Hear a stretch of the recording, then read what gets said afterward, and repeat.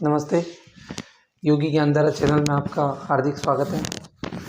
अपन ने जो हिंदी की व्याकरण शुरू करी थी उसमें अभी तक अपन ने 2 टॉपिक कर लिए, संज्ञा और सर्वनाम। अपन ने दोनों टॉपिक के प्रश्नोत्तर भी देख लिए कि कैसे कैसे प्रश्न आते हैं। आज का जो अपना टॉपिक रहेगा वो रहेगा विशेषण। क्या रहेगा? विशेषण। विशेषण देखिए, आप साथ साथ में तैयारी करते रहे, आपकी बहुत अच्छी हो जाएगी हिंदी व्याकरण। ठीक है, तो आज का जो अपना टॉपिक है वो है विशेषण। पहले विशेषण का एक बार मूल अर्थ समझ लीजिए कि विशेषण क्या है। ठीक है, तो किसी भी चीज़ की जो विशेषता बताते हैं संज्ञा या सर्वनाम की, वो क्या कहलाते हैं? विशेषण। ठीक है, तो एक बार इसकी परिभाषा देखें। संज्ञा या सर्वनाम की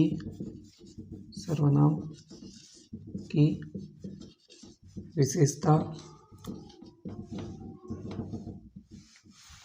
बताने वाले शब्दों को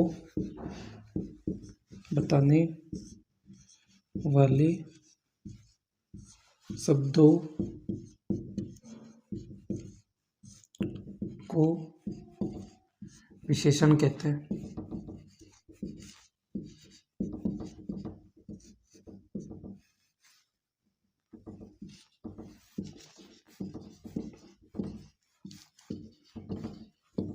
ठीक है, देखिए संज्ञा या सर्वनाम की विशेषता, जैसे आपको मैं कहूँ कि जैसे सफ़ेद बोर्ड, तो बोर्ड की विशेषता हो गई कि ये बोर्ड कैसा है? सफ़ेद।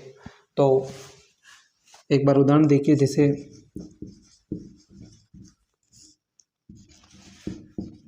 काला पानी,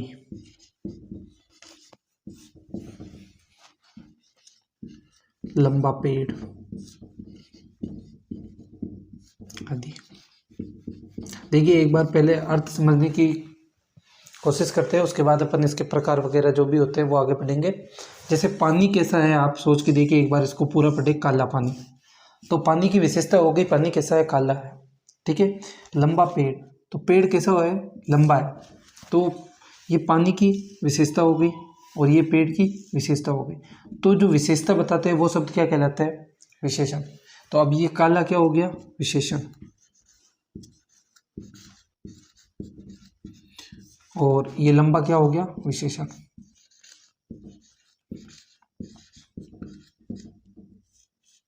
ठीक है, जैसे एक और लिख देता हूँ, गहरा कुआं, गहरा कुंड। ठीक है, तो अब कुंड कैसा है? गहरा है, ये उसकी विशेषता बता रहा था, ये क्या हो गया? विशेषण। ऐसे कई सारे उदाहरण हैं, अपन आगे और पढ़ेंगे। तो आपको परिभाषा समझ में आ गई कि संज्ञा या सर्वनाम की विशेषता बताने वाले शब्दों को क्या कहते हैं? विशेषण कहते हैं। और उदाहरण मैंने आपको समझा दिए कि भाई किसी भी संज्ञा से पहले लगते हैं विशेषण और उसके क्या बताते हैं? विशेषता। ठीक है, तो आपको ये समझ में आया होगा। अब अपन इसके प्रकार और एक एक प्रकार को जैसा अपना पढ़ने का तरीका है उसी तरीके से पढ़ते रहेंगे। तो एक बार आप इसको नोट जरूर कर ले या स्क्रीनशॉट ले लो। आप साथ साथ में नोट्स जरूर बनाते रहे। ठीक है, तो ठीक है, अब अपन विशेषण के प्रकार वगैरह पढ़ेंगे।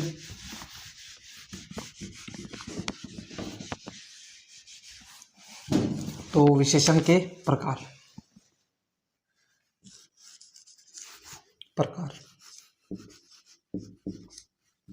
विशेषण के देखिए, वैसे तो 4 प्रकार बताए जाते हैं, लेकिन कई बार ऐसा प्रश्न आता है कि सीधा प्रश्न आता है कंपटीशन एग्जाम में कि विशेषण के प्रकार होते हैं, वहाँ ऑप्शन होते हैं 4 और 5। तो आप 5 को जरूर टिक करें, क्योंकि अगर उसमें आपकी जो परीक्षा एजेंसी अगर वो पेपर प्रश्न को डिलीट करती है तो भी आप उस पर रिट लगा सकते हो कि हिंदी व्याकरण जो कक्षा 6 से 9 चलती है उसमें 5 प्रकार बताए गए। तो आप इसको जरूर ध्यान रखें, आप 5 प्रकार करना, क्योंकि आपके पास पुख्ता सबूत होगा कि 5 क्यों है। ठीक है, तो विशेषण के कितने प्रकार माने जाते हैं या बताए गए हैं? 5। वैसे 4 भी कई किताबों में लिखा है, लेकिन आप 5 को जरूर याद रखें।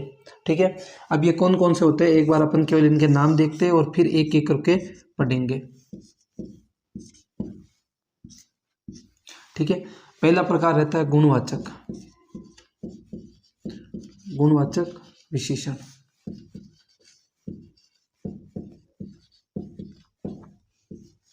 दूसरा रहेगा संख्यावाचक, संख्यावाचक, संख्यावाचक विशेषण। तीसरा रहेगा परिमाणवाचक,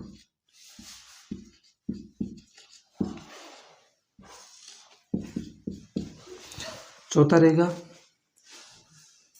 संकेतवाचक,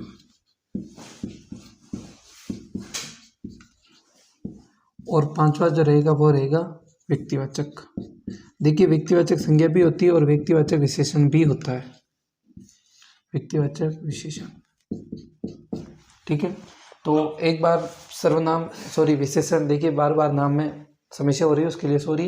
विशेषण के 5 प्रकार होते हैं, उसमें पहला होता है गुणवाचक विशेषण, दूसरा होता है संख्यावाचक, तीसरा होता है परिमाणवाचक, चौथा होता है संकेतवाचक और पांचवा होता है व्यक्तिवाचक विशेषण।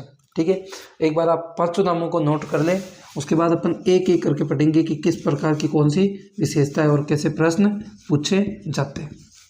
ठीक है, तो ठीक है, अब अपन एक एक प्रकार को विस्तृत रूप से पढ़ेंगे ताकि चीज़ें अच्छे से क्लियर हो जाए।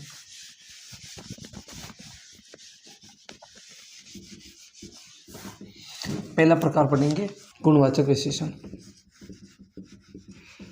गुणवाचक विशेषण।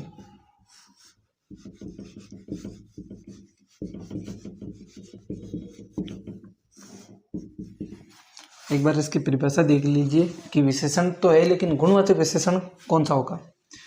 ऐसे शब्द, ऐसे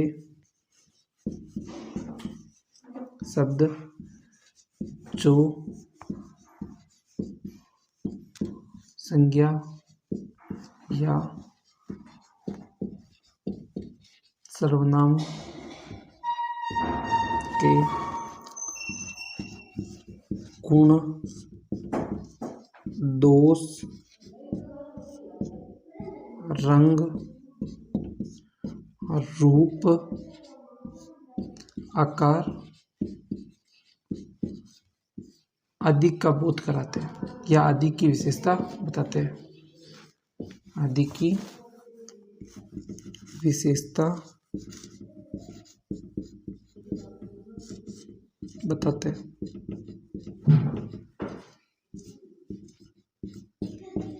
गुणवाचक विशेषण कहलाते हैं।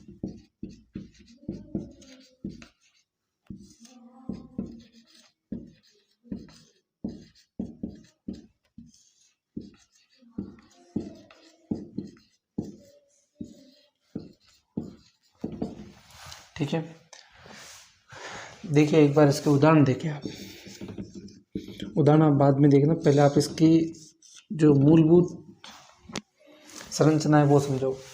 ऐसे शब्द या ऐसे विशेषण जो संज्ञा या सर्वनाम के या तो गुण को बताएंगे या दोष को बताएंगे या उसका रंग या उसका रूप या उसका आकार आदि की विशेषता बताते हैं, गुणवाचक विशेषण कहलाते हैं। देखिए आप 5 शब्द याद रखिए, जो या तो उसका क्या बताएंगे गुण, या उसका दोष, या उसका रंग या रूप या आकार। आपको रटने की कोई दिक्कत नहीं है, आप केवल नाम से ही ध्यान रखिए कि वो उसकी क्या बताएगा, गुण बताएगा, उसका क्या बताएगा, गुण। जैसे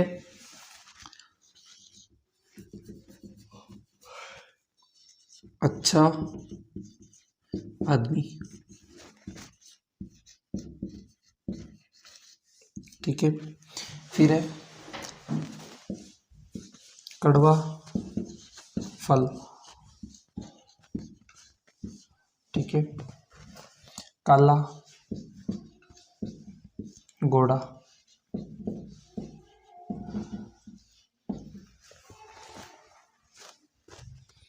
बड़ा तालाब,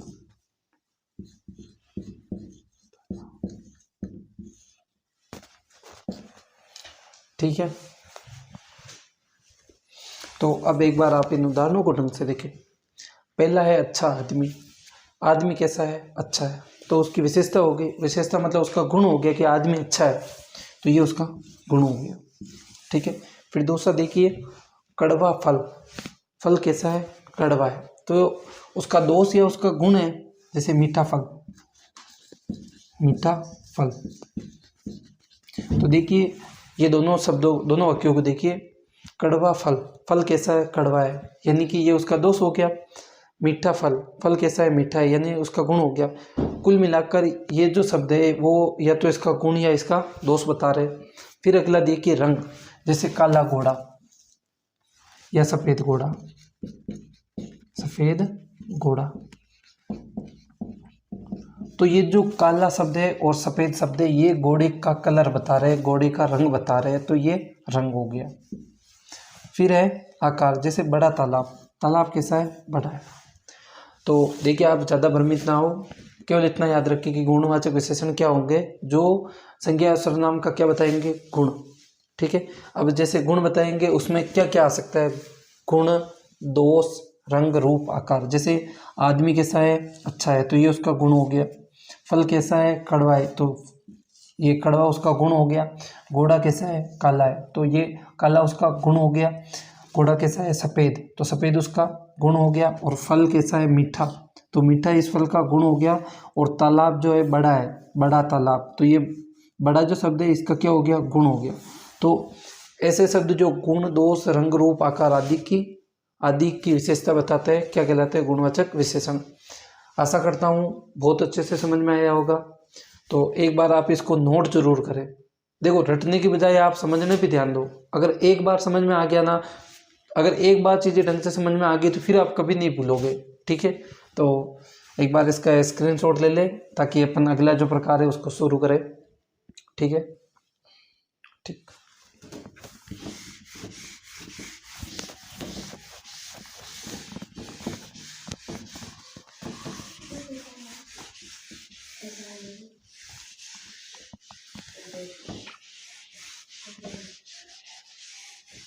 ठीक है, अगला जो अपना प्रकार है, पांचों प्रकार अपने को पढ़ने हैं, कोई सा भी पढ़ लेते हैं। तो अपन अगला जो प्रकार है वो पढ़ लेते हैं संख्यावाचक। क्या पढ़ लेते हैं, संख्यावाचक, संख्यावाचक विशेषण।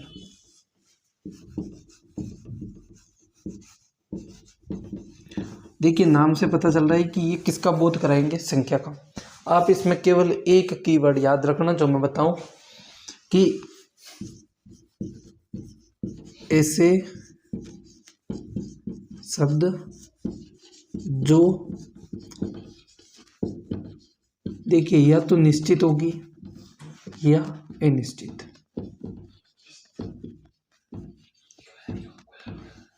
निश्चित या अनिश्चित संख्या, मतलब या तो संख्या क्या होगी, निश्चित, या संख्या गणना आदि का बोध कराते हैं, आदि की या आदि का बोध कराए, आदि का बोध कराए, क्या कहलाएंगे, संख्यावाचक विशेषण, संख्यावाचक विशेषण।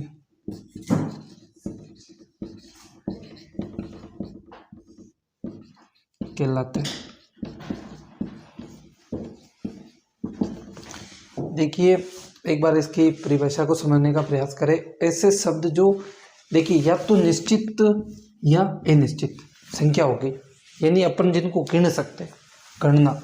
आप केवल ये ध्यान रखिए कि संख्यावाचक में वही चीज़ें आएगी जिनको अपन क्या कर सकते हैं, गिन सकते हैं। ठीक है, तो उसका बोध करवाए। तो इसके अपन पहले तो दो प्रकार कर लेते हैं, एक तो निश्चित संख्यावाचक और दूसरा कर लेते हैं अनिश्चित संख्यावाचक। ठीक है, तो देखिए इसके दो रूप कर देता हूं मैं। पहले निश्चित, निश्चित संख्यावाचक, निश्चित संख्यावाचक, और दूसरा कर ले मतलब निश्चित संख्यावाचक जो निश्चित का बोध कराए, जो निश्चित संख्या बताए, जो निश्चित संख्या बताए। ठीक है, जैसे 4 पेन, 4 पेन, 20 पाइप, 5 शिक्षक, ठीक है।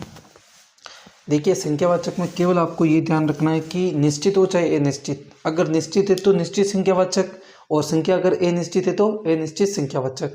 जैसे निश्चित संख्यावाचक में क्या होगी कि संख्या जो है वो निश्चित आएगी। पहले तो आप ये ध्यान रखिए कि संख्यावाचक में चीज़ों को अपन क्या कर पाएंगे, गिन सकेंगे। यही ध्यान रखो आप, केवल गिन सकेंगे। आई बात समझ में। अब जैसे 4 पेन, तो बताइए अगर मैं कहूँ कि ये कितने पेन है, अगर आप गिन के बता दो कि 4 पेन है तो संख्या फिक्स होगी, निश्चित होगी। हाँ 20 पाइप है तो पाइपों की संख्या क्या होगी, निश्चित है, गिन सकते हैं पाइपों को। ठीक है। शिक्षक कितने हैं, 5 है, तो शिक्षकों को अपन गिन सकते हैं ना कि 1 2 3 4 5। तो जिन चीज़ों को अपन गिन सकते हैं, जिन चीज़ों को अपन गिन सकते हैं वो किस में आती है, संख्यावाचक में। और अगर वो निश्चित है तो किस में आएगी, निश्चित संख्यावाचक में। ऐसे ही दूसरा जो रूप होता है वो अनिश्चित संख्यावाचक, किस में आएगा, अनिश्चित संख्यावाचक।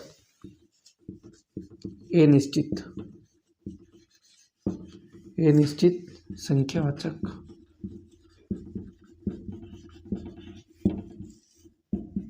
जो अनिश्चित संख्या बताए, जो अनिश्चित संख्या बताए,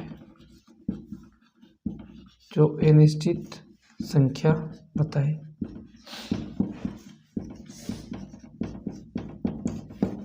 ठीक है, जो अनिश्चित संख्या बताए। जैसे कुछ पेन, अब समझना ढंग से, कुछ पेन, कई किताबें, कई किताबें। ठीक है। देखिए ये 2 उदाहरण देखिए। कुछ पेन, अब पेन को अपन गिन तो सकते हैं लेकिन कितने हैं ये नहीं पता। तो देखिए पहले तो आप देखिए पेन को गिन सकते हैं क्या, हाँ गिन सकते हैं, तो इसका मतलब वो संख्यावाचक हो गया। ठीक है। अब वो अनिश्चित है, कितने भी हो सकते हैं, 1 हो सकता है, 100 हो सकते हैं। इसी तरह किताबें गिन सकते हैं, चाहे लाखों किताबें हो गिन सकते हैं, लेकिन अब कितनी किताबें हैं ये निश्चित नहीं है, तो ये किस में आ जाएंगे, अनिश्चित। तो अब देखिए आपको संख्यावाचक में केवल 2 चीज़ें याद रखनी है कि जैसे ही संख्यावाचक आए आप दिमाग में ये रखना कि इसमें वो चीज़ें आएंगी जिनको अपन क्या कर सकेंगे, गिन सकेंगे। अब जैसे दूध है तो दूध को आप गिन तोड़ सकते हो, नहीं गिन सकते, आप उसको तोड़ सकते हो। पानी है तो उसको तोड़ सकते हो, लेकिन जो चीज़ें मैं बोलूँ जैसे बोर्ड, मोबाइल, पेन, पेंसिल या कमरे, स्कूल, आप इनको गिन सकते हो। तो जो गिन सकने वाली जो चीज़ें आएगी वो किस में आएगी, इसमें आएगी, संख्यावाचक में। ठीक है। तो जिन चीज़ों को अपन गिन सकते हैं वो किस में आएगी, संख्यावाचक में। फिर उसमें 2 रूप याद रखना, निश्चित और अनिश्चित। यदि चीज़ें गिनी जा सकती है और निश्चित है, जैसे 4 पेन तो निश्चित है, तो निश्चित संख्यावाचक। 20 पाइप को गिन सकते हैं और निश्चित है तो निश्चित में। शिक्षक को गिन सकते हैं और निश्चित है तो निश्चित संख्यावाचक। ऐसे ही पेन, अब पेन को गिन तो सकते हैं लेकिन यहाँ लिख रखा है कुछ, अब कुछ में कितने ही हो सकते हैं तो वो आगे अनिश्चित संख्यावाचक में। ऐसे ही किताबें, तो किताबों को अपन गिन तो सकते हैं कि कितनी किताबें हैं, लेकिन अब अभी नहीं पता है कि भाई कितनी किताबें, तो ये आगे अनिश्चित। तो देखिए कुछ पेन, कई किताबें, तो ये अनिश्चित संख्यावाचक में आएगी। आपको मैं फिर कह रहा हूँ केवल 2 शब्द याद रखना, संख्यावाचक का अर्थ होता है जो चीज़ें गिनी जा सके। अब अगर चीज़ें निश्चित दे दी तो निश्चित संख्यावाचक, और चीज़ें गिन तो सकते हैं लेकिन अगर निश्चित नहीं है यानी कि अनिश्चित है तो वो अनिश्चित संख्यावाचक में। आप एक बार इसको नोट करें या स्क्रीनशॉट ले लें। अभी तक अपन ने जो पढ़ा केवल 1 मिनट में अपन उसका शॉर्ट में रिवीजन करेंगे। पहले मैंने पढ़ाया था विशेषण, जो संज्ञा या सर्वनाम की विशेषता बताते हैं उन्हें क्या कहते हैं, विशेषण। फिर विशेषण के मैंने आपको 4 और 5, लेकिन आप याद रखना 5, क्योंकि ये अपने पास ऑथेंटिक सबूत है। अगर कभी भी क्वेश्चन की नौबत आ जाएगी तो अपन 6ठी से 9वीं की जो व्याकरण है वो लगा देंगे। ठीक है। तो 5 प्रकार में मैंने नाम बताए थे। पहला बताया था गुणवाचक विशेषण, दूसरा बताया था संख्यावाचक विशेषण, तीसरा परिमाणवाचक विशेषण, चौथा संकेतवाचक विशेषण और 5वां बताया था व्यक्तिवाचक विशेषण। उसमें से अपन ने 2 रूप पढ़े हैं। पहला पढ़ा था गुणवाचक। गुणवाचक विशेषण में आप केवल ये याद रखें कि जो आदमी या चीज़ या पदार्थ का क्या बताए, गुण, काला, सफ़ेद, लंबा, चौड़ा, ये सारे क्या है, गुण है, तो ये गुणवाचक में। फिर अब मैंने पढ़ाया दूसरा संख्यावाचक। अब संख्यावाचक में आप केवल 2 ही चीज़ें याद रखना कि अगर गिन सकते हैं चीज़ों को गिन सकते हैं। जैसे पेन, कमरा, पेंसिल, अलमारी, इनको गिन सकते हैं। तो अगर वो निश्चित है तो निश्चित संख्यावाचक में, और अगर गिन तो सकते हैं लेकिन अनिश्चित है तो वो अनिश्चित संख्यावाचक में। ठीक है, तो आज अपन केवल 2 प्रकार ही पढ़ेंगे, बाकी के जो 3 प्रकार है वो कल अगली क्लास में पढ़ेंगे। और आप साथ साथ में 2 काम करते रहे, एक तो नोट्स बनाते रहे और रिवीजन करते रहे, और साथ साथ में इनको समझने की कोशिश ज़रूर करें। और अगर कहीं पे भी समझ में नहीं आ रहा है या कोई भी डाउट है तो आप एक बार कमेंट बॉक्स में ज़रूर लिख दें, ज़्यादा से ज़्यादा आगे लोगों को बताएं ताकि हम और अच्छा आपको कंटेंट दे सकें। इसी के साथ आज अपनी क्लास को ख़त्म करते हैं। धन्यवाद।